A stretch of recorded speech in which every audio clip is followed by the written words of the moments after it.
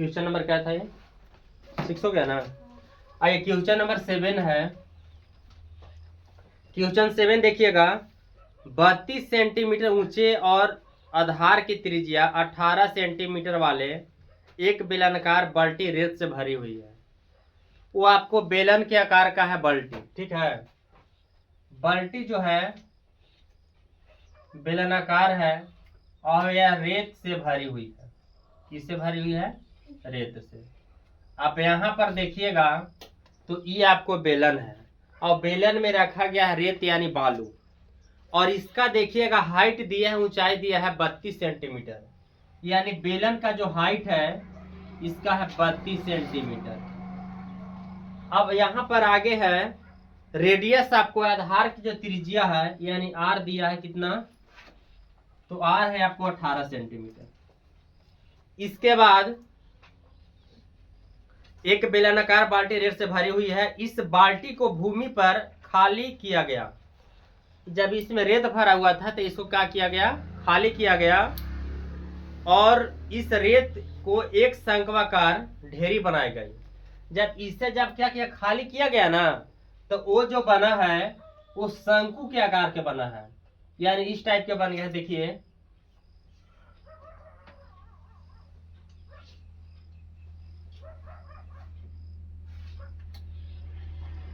ये शंकु के आकार के बन गया है। और ये क्या है? तो ये आपको बाल्टी है। ये एक बाल्टी है, देखिए, और इस शंकु के आकार की तरह बन गया है, ठीक है। इसका भी दिया है। इस बाल्टी से भूमि पर खाली किया गया तो इस रेत की एक शंक्वाकार ढेरी बनाई गई। यदि शंकु का ढेरी की जो ऊंचाई है यानी इसका हाइट है, अब इसका जो ऊंचाई है 24 सेंटीमीटर। इसका ऊंचाई कितना है? 24 सेंटीमीटर है। और देखिए तो ढेरी की त्रिज्या और तिर्यक ऊंचाई ज्ञात करें। ढेरी की त्रिज्या और तिर्यक ऊंचाई। तो सबसे पहले हमको इसमें क्या है? हाइट दिया है, तो क्या इसमें निकालना है? तो पहले निकालना है शंकु के त्रिज्या। बेलन में क्या है कि दो को दिया है, एक रेडियस दिया है, दूसरा हाइट दिया है, ठीक है ना। अब यहाँ पर देखिए, यानी हम कह सकते हैं इसको कि बेलन के आयतन बराबर किसका आयतन?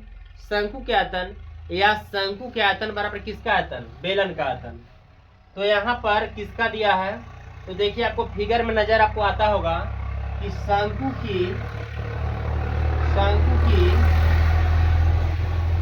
आयतन हम लिख सकते हैं। शंकु के आयतन बराबर किसका आयतन है? तो ये बेलन है। ये देखिए ये आपको शंकु है और ये जो आपको है बेलन है। एक बेलन और शंकु है। तो इसमें जो बालू था इसको खाली कर दिया गया। जब खाली कर दिया गया तो इसको जो स्पेस था यानी एरिया जो बन गया शंकु के तरह बन गया। क्योंकि जिस तरह बाल्टी में आपको जब बालू रखते हैं तो उसको अगर नीचे पलटते हैं तो उसको किस आकार में हो जाता है? बाल्टी के ही आकार में। और बाल्टी कैसा था? शंकु के आकार के था। तो यहाँ पर लिख सकते हैं शंकु का आयतन बराबर किसका आयतन होगा? तो बेलन का आयतन। बेलन का आयतन। देखिए शंकु के आयतन जानते हैं 1/3 पाई आर स्क्वायर इंच, और बराबर बेलन के आयतन पाई आर स्क्वायर इंच। अब यहाँ पर जो कटेगा उसको काट दीजिए। पाई से पाई कट जाएगा। 1/3 इसका शंकु का हमको रेडियस मालूम नहीं है। देखिए रेडियस मालूम नहीं है तो इसको आर स्क्वायर होगा, और इंच तो हाइट दिया है आपको 24 सेंटीमीटर बराबर। अब देखिए बेलन का रेडियस कितना है? 18। तो यहाँ पर 18 गुणे 18 करेंगे। इसके बाद हाइट कितना आपको है? 32 है। और देखिए कटेगा तो इसको काट दीजिए। देखिए 3 8 24, आर स्क्वायर गुणे 8 बराबर 8। देखिए अब यहाँ पर क्या है कि 18 का मल्टीपल 18 यानी 2 बार करेंगे तो 324 आएगा गुणे 32। अब इसको काटिए 8 चौके 32, तो आर स्क्वायर बराबर, अब गुना कर दीजिए 324 गुने 3, यानी 324 गुने 3 करेंगे तो कितना आएगा? आर स्क्वायर बराबर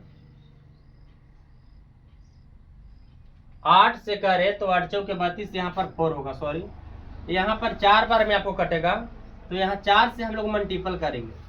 तो अगर 4 से मल्टीपल करेंगे तो कितना आ जाएगा, 4×3 = 12 हो जाएगा, यानी 1296। आप कीजिएगा 324 में 4 से तो 1296 आएगा। अब यहाँ पर देखिएगा स्क्वायर हटता है तो क्या चढ़ता है, रूट चढ़ता है। 1296 का वर्गमूल कितना होता है, तो इसका 36 होता है न। तो यहाँ पर से भी हम लोग निकाल सकते थे, जिसे देखिए 324, तो 324 का जो होता है वर्गमूल 18 होता है, और 4 का कितना होता है 2, तो 18 में यदि 2 से करें कितना आएगा 36। यहाँ पर भी मेरा आ रहा था, लेकिन इसको हम बढ़ा दिए, लॉन्ग कर दिए, तो यहाँ भी कितना आया 36 आया है। बट यहाँ पर ध्यान दीजिए, आपको रेडियस आया किसका, शंकु का त्रिज्या हमको ज्ञात हो गया कि ये जो मेरा मान आया है 36 सेंटीमीटर आया है। अब जो आगे पूछ रहा था कि शंकु के त्रिज्या निकालिए, इसके बाद शंकु के तिर्यक ऊंचाई निकालिए। तो तिर्यक ऊंचाई निकालना है तो किसका निकालना है, शंकु का। शंकु का तिर्यक ऊंचाई, शंकु का तिर्यक ऊंचाई, देखिए तिर्यक ऊंचाई को एल से डिनोट किया जाता है। तो एल बराबर √r² प्लस h²। अब यहाँ पर देखिए r कितना है, तो मेरा शंकु का रेडियस है, तो शंकु वाला ही लगाएंगे।